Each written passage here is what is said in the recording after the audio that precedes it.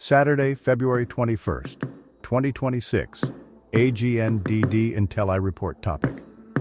The Supreme Court strikes down a major piece of Trump's economic agenda. Please pardon any visual and informational inaccuracies in this partially AI-generated article-based video. The Supreme Court strikes down a major piece of Trump's economic agenda. Anne E. Marimo, reporting from Washington, New York Times, February 20th, 2026, 10:08 a.m. ET. The Supreme Court ruled on Friday that President Trump exceeded his authority when he imposed sweeping tariffs on imports from nearly every U.S. trading partner, a major setback for his administration's second-term agenda. The Court's 6-3 decision has significant implications for the U.S. economy, consumers, and the president's trade policy. The Trump administration had said that a loss at the Supreme Court could force the government to unwind trade deals with other countries and potentially pay hefty refunds to importers. Mr. Trump is the first president to claim that a 1970s emergency statute, which does not mention the word tariffs, allowed him to unilaterally impose the duties without congressional approval. Writing for the majority, Chief Justice John G. Roberts, Jr. said that statute does not authorize the president to impose tariffs. The president asserts the extraordinary power to unilaterally impose tariffs of unlimited amount, duration, and scope.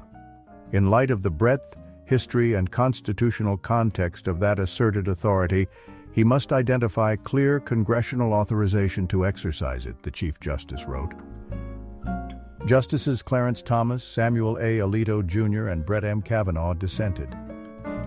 The decision on Friday left uncertain the extent to which those who paid tariffs might be able to obtain refunds, with Justice Kavanaugh warning that any refund process could be a substantial mess. Thank you for watching this AGNDD Intel Report, dear viewers. Please like, subscribe, and click the bell button to get notified during new uploads. And make sure to tune in next time.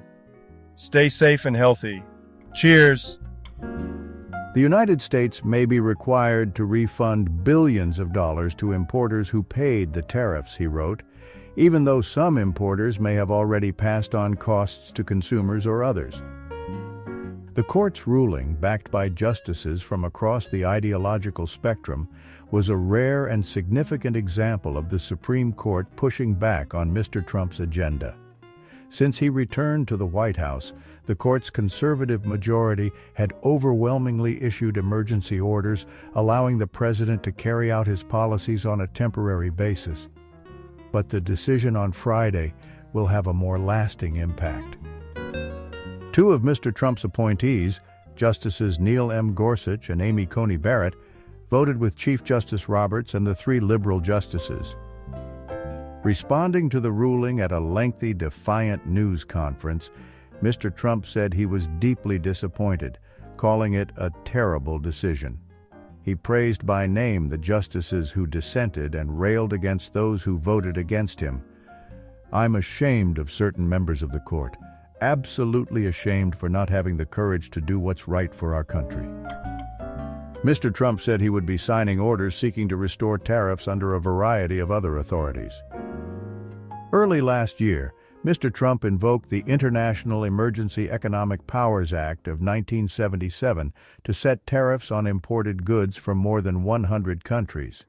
He said his goal was to reduce the trade deficit and spur more manufacturing in the United States.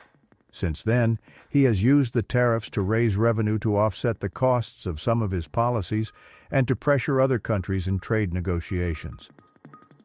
A dozen states and a group of small businesses, including an educational toy manufacturer and a wine importer, sued over the tariffs, saying the president had unlawfully infringed on Congress's power under the Constitution to impose taxes.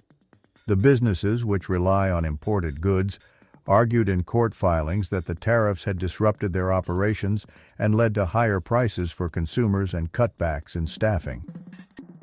Pratik Shah, the lead lawyer for the toy company, said in a statement that the justices had upheld the foundational separation of powers principle that our small business client has been fighting for.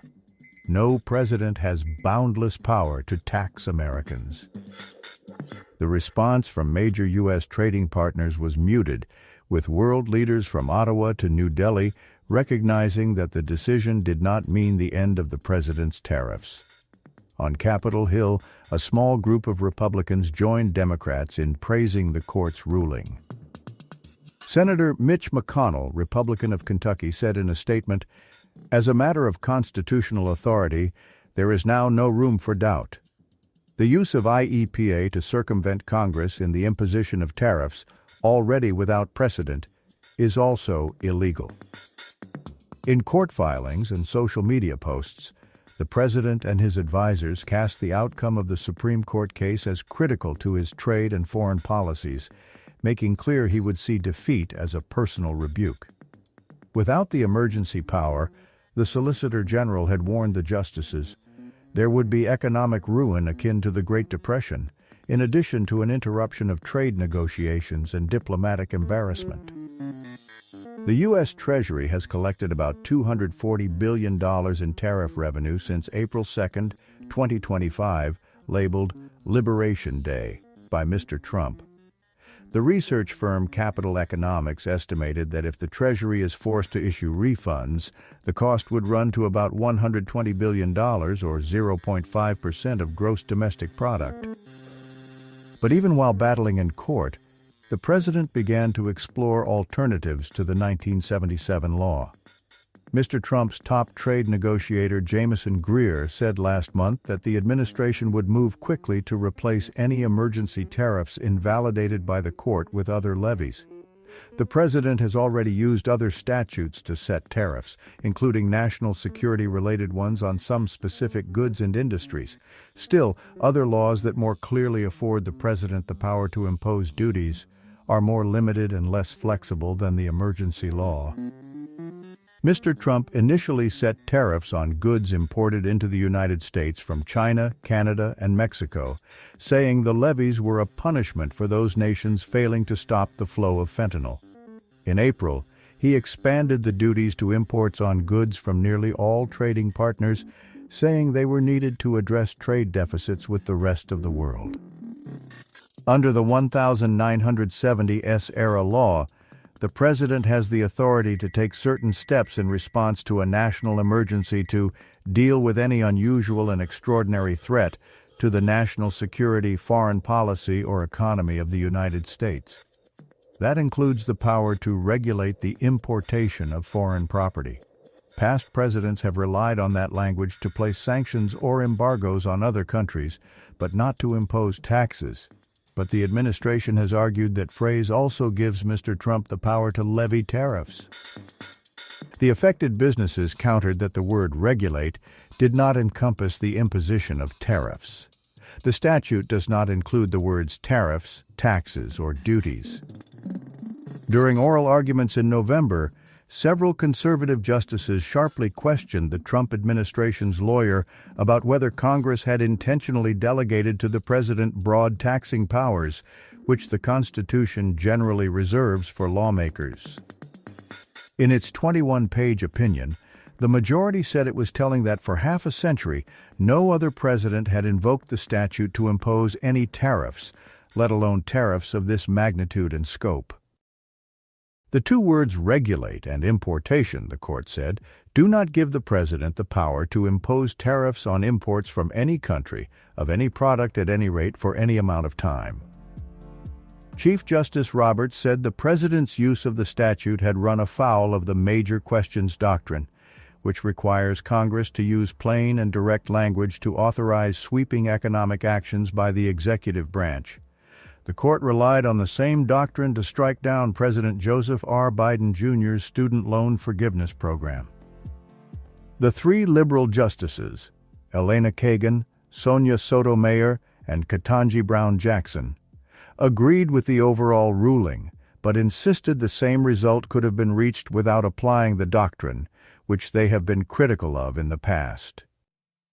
Justice Gorsuch wrote a lengthy and forceful separate opinion agreeing that Mr. Trump had overstepped his authority and defending Congress as the proper branch to impose taxes. Yes, legislating can be hard and take time. And yes, it can be tempting to bypass Congress when some pressing problem arises, he wrote. But the deliberative nature of the legislative process was the whole point of its design. In dissent, Justice Kavanaugh said the president should be able to impose tariffs under his power to conduct foreign affairs and noted that they had helped the administration negotiate trade deals worth trillions of dollars. Even so, Justice Kavanaugh laid out other ways the president could set duties through different federal statutes. So the court's decision is not likely to greatly restrict presidential tariff authority going forward, he wrote. But the court's decision is likely to generate other serious practical consequences in the near term. The case reached the Supreme Court after 3 lower courts concluded the tariffs were unlawful. In August, the U.S. Court of Appeals for the Federal Circuit ruled 7-4 that the emergency statute did not authorize the sweeping tariffs, while declining to decide whether the statute might allow Mr. Trump to impose more limited duties. Whenever Congress intends to delegate to the president the authority to impose tariffs, it does so explicitly, the appeals court's majority said. Reporting was contributed by Abby Van Sickle, Tyler Pager, Tony Rahm, Patricia Cohen, and Katie Edmondson. February 20th, 2026, 10:10 a.m. EAT. Gina Smialek. Experts have said for weeks that a Supreme Court decision that pushes back on the Trump administration's tariffs was unlikely to kill the European Union-United States trade deal.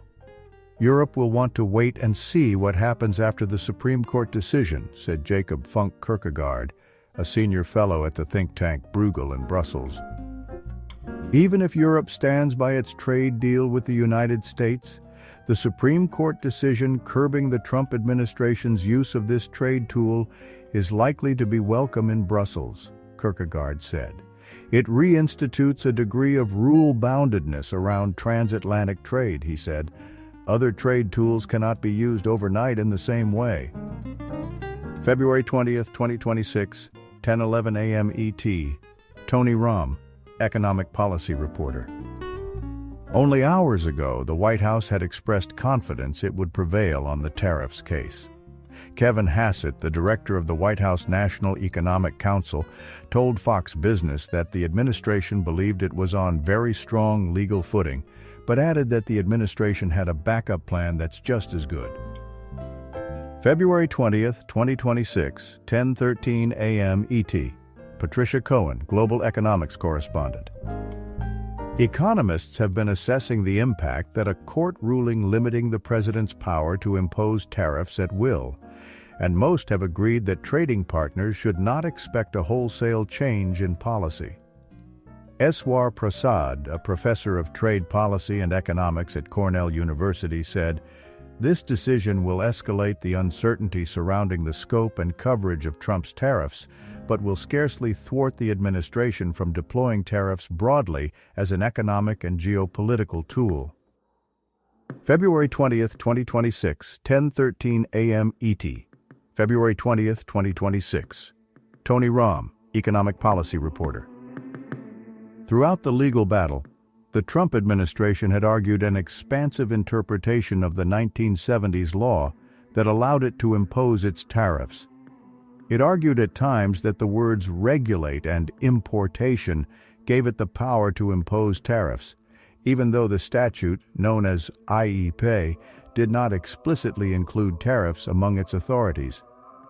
In its opinion today, the court rejected that reasoning.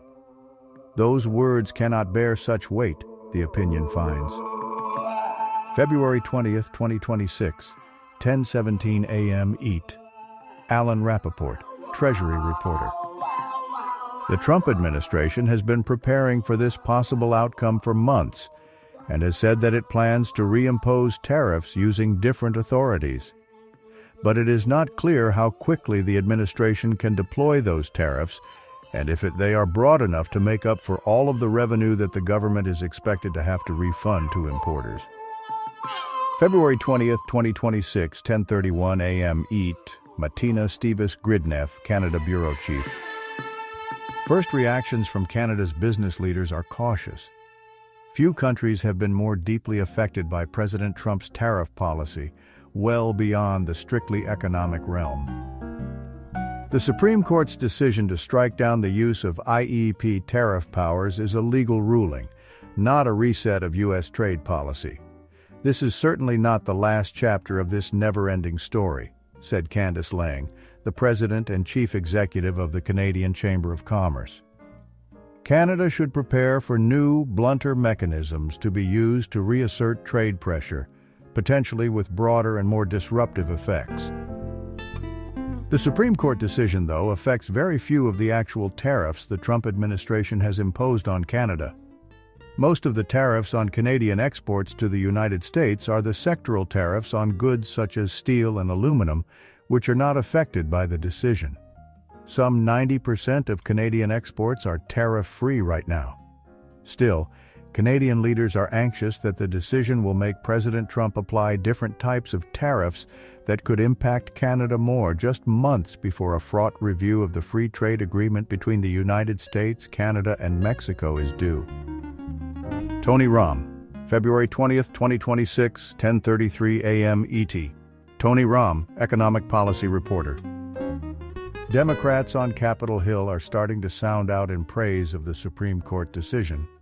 Trump's tariffs weakened our economy, hurt American workers, and made it harder for families to make ends meet, said Representative Brendan Boyle, Democrat of Pennsylvania, who leads his party on the House's top budget panel.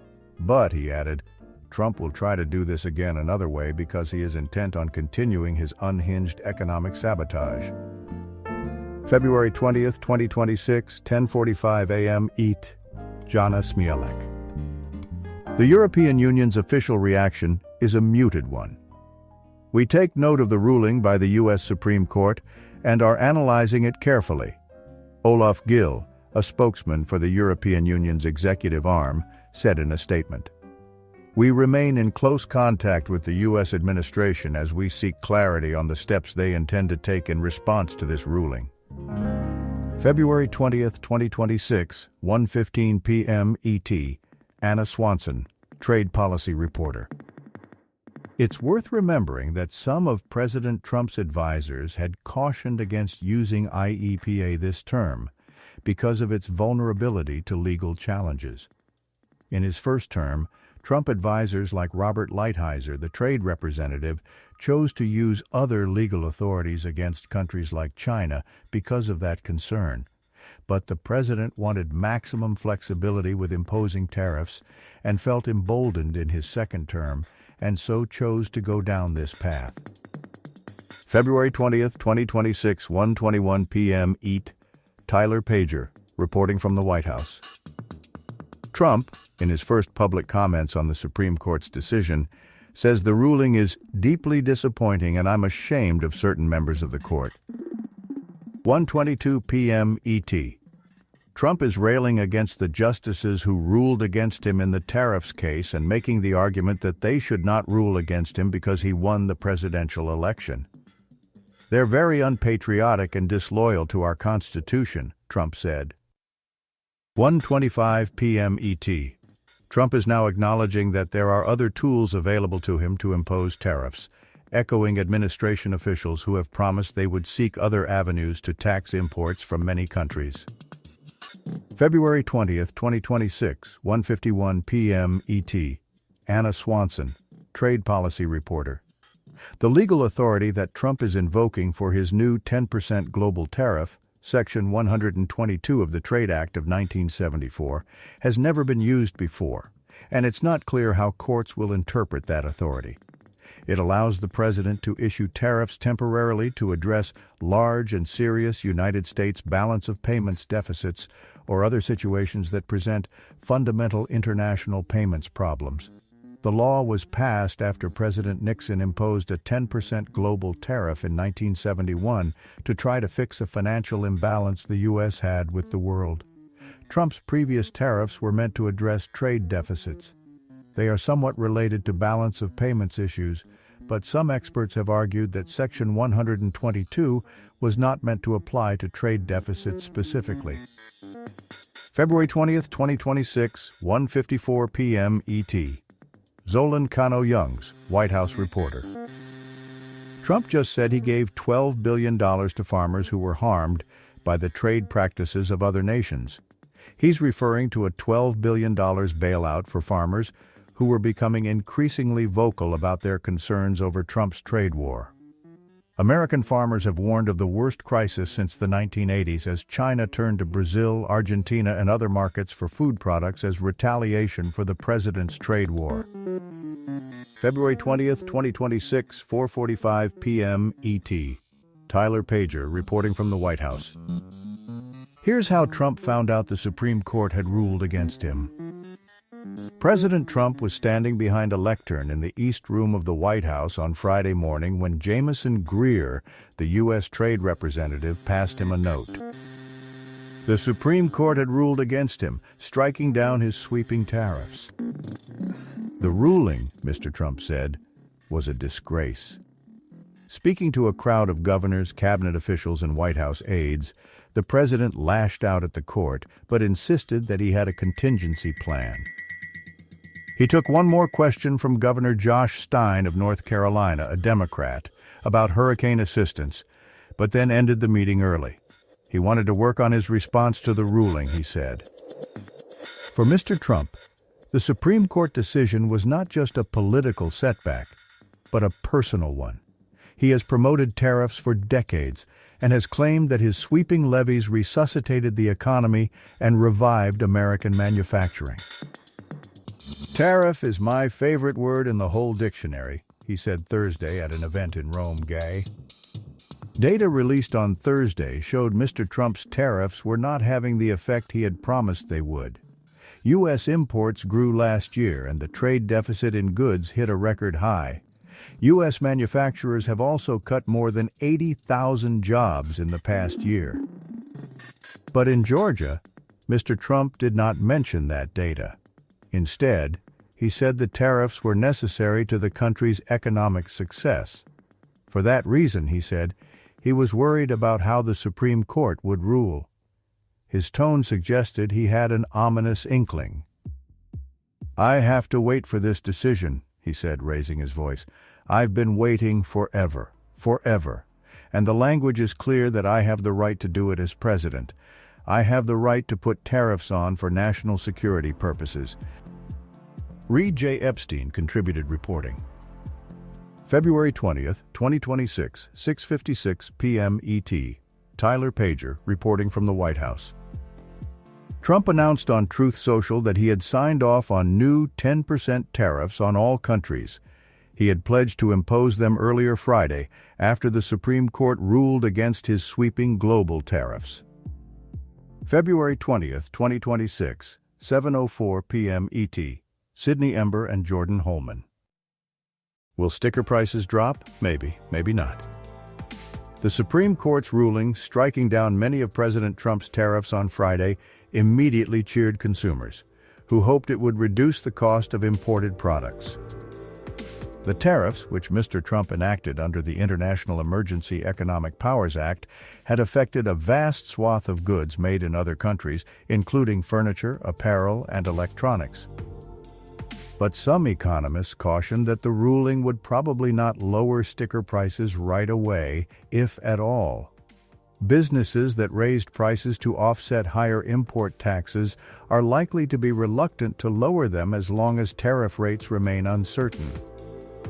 And just as they did with the struck-down tariffs, companies could be tempted to pass on some of any additional cost to consumers. On Friday, Mr. Trump signed new, across-the-board 10% tariffs on U.S. trading partners as part of his effort to keep his trade policy intact. Then on Saturday, Mr. Trump, in a post on Truth Social, said that he would raise the tariffs to 15%. Many companies managed to shield consumers from hefty price increases last year, in part by stockpiling inventory before many of the steepest tariffs went into effect in August. With their inventories dwindling or depleted, businesses may be less able or willing to eat the cost of a new set of tariffs. Any boost to the economy from lowering tariffs in the near term is likely to be partly offset by a prolonged period of uncertainty, Michael Pierce, chief U.S. economist at Oxford Economics, wrote in a note. And with the administration likely to rebuild tariffs through other more durable means, the overall tariffs rate may yet end up settling close to current levels. Businesses seeking refunds to recoup their tariffs expenses are likely to have to wait a while to receive them. Even then, whether they return any money to consumers is an open question, but it appears unlikely in many cases. Some consumer champions already seem to be anticipating that outcome and were warning major corporations against it.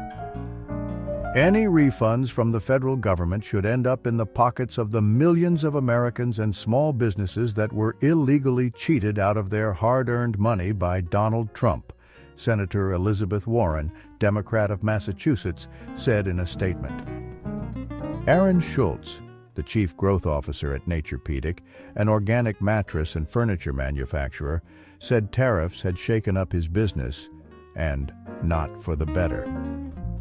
The company, which makes its mattresses in the United States but imports furniture and materials including textiles from countries like India and Pakistan, absorbed as much of the tariffs as it could but finally raised prices in November.